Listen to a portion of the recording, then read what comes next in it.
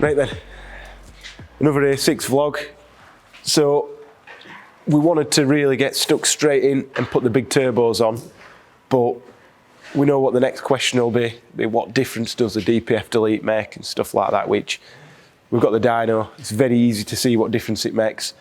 I don't think it's going to make a massive difference to the power, but it should make a decent difference to the EGTs. So at the minute, everything's standard except for the intercooler. So we'll put the DPF Delete on, blank the EGR off, because that's sort of a spec that a lot of people go towards, and then we should be ready for the big turbos. And then the next step, if we end up needing fuel pump and stuff like that. So this will be good. When we've done the big turbos and we're happy with them, we'll put the DPF back on, and then we can see if we have any problems later on. So this is our DPF Delete pipe that we've got. So this is the flange on the turbo. I have to squash it down a little bit to get to that shape. So it's 3-inch, all TIG welded, all nice, stainless steel, all nice.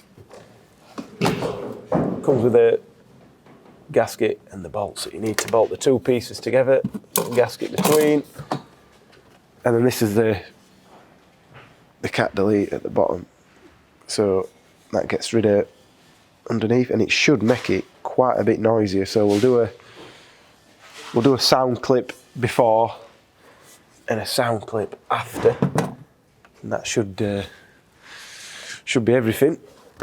So help on out a little bit. Stage 1 complete. So this is what we're taking out, and on this one we've just got rid of all the EGT sensors. We're just going to delete them in the downpipe, but the only one that we need to keep is the lambda sensor.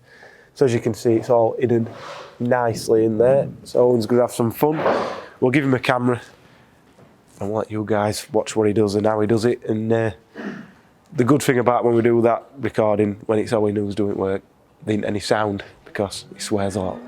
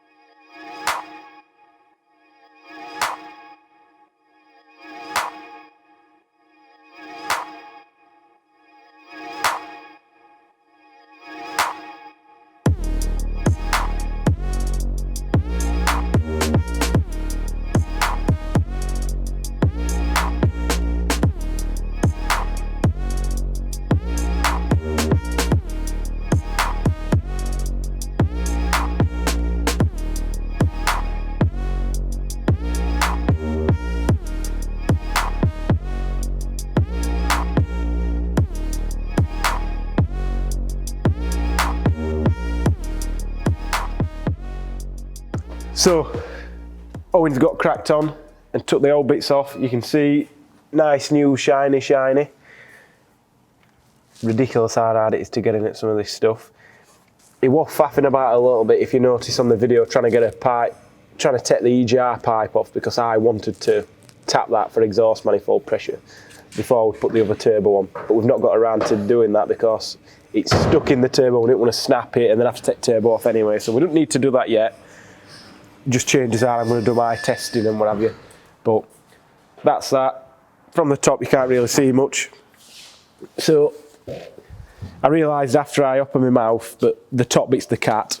So that's the cat. You can see which is the cat and which is the DPF because this is monitoring the pressure before the DPF, and afterwards the pressure sensor, I can't be bothered to try and dig it out in there, but the other side just measures the fresh air around it. So it measures, basically there's a pipe.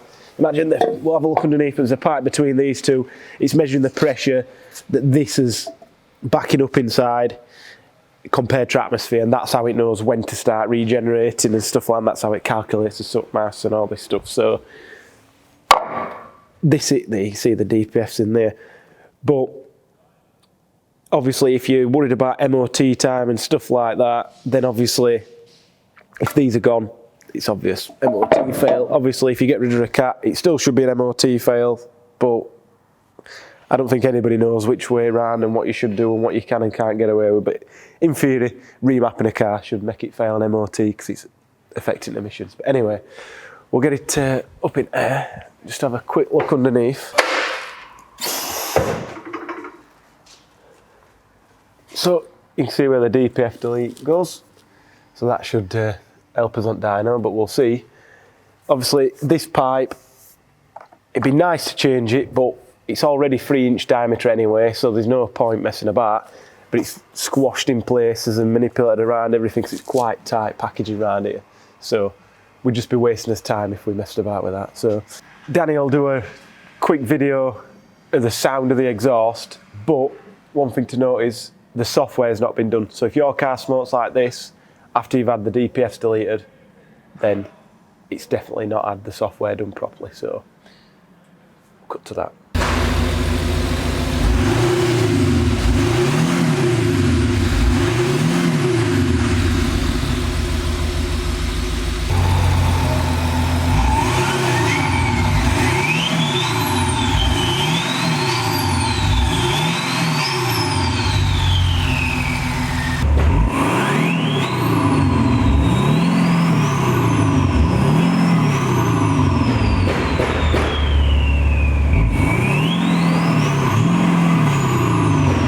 So we finally had it on the dyno. We've had it on for a little bit of playing about. We had to revert back to the old gearbox tune because we'd changed it since it were last on the dyno from the 0 to 60 runs. So took a little bit of faffing about and doing adaptations and stuff to make sure it's happy. So we've got the runs up from before, which I might just clear off the one before the intercooler. So you can see the red after the intercooler and the blue is after the DPF. Now the only real significant difference, which there's a little bit of margin for error kicking about sort of at the top end here, that's just literally the difference between runs, and at the bottom end, again, it's a little bit, I'd probably say a little bit cooler, maybe. Definitely a difference in temperatures. But the main thing that's noticeable on every run taking the DPF out is this sort of little lump here, which is where the turbos completely change over, and that is completely smoothed out when the DPF's off, which it takes a lot of faffing about, which we've noticed it's a lot more playing about with the DPF in.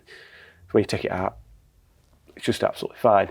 So we've only gained 2 horsepower. The biggest difference we've seen in the EGTs was probably about 20 degrees lower at the top end, and it takes a little bit longer for the EGTs to actually rise up. So we could, in theory, stick a little bit more fuel in there because we've not got the worry of burning the DPF out and stuff like that. But we're getting to like 860s on EGTs now versus 880s, 890s before. So this is not pushed absolutely to the death, but this is where we sort of quote customers to get to. I think we could probably break, from experience with older ones and stuff that have asked us to push them a bit harder, we can probably sneak 385 out of this, no problem. But I don't want to push us luck. I don't want to take any longer on this than we need to do. We're roughly where we want to be. We're going to get the turbos on next. And then once the turbos are on, hopefully it'll be tomorrow, we'll get it back on here and we'll see how we get on. But everybody always asks us how much power we're going to gain by taking the DPF out. When it's in good condition, as you can see, it's not a lot.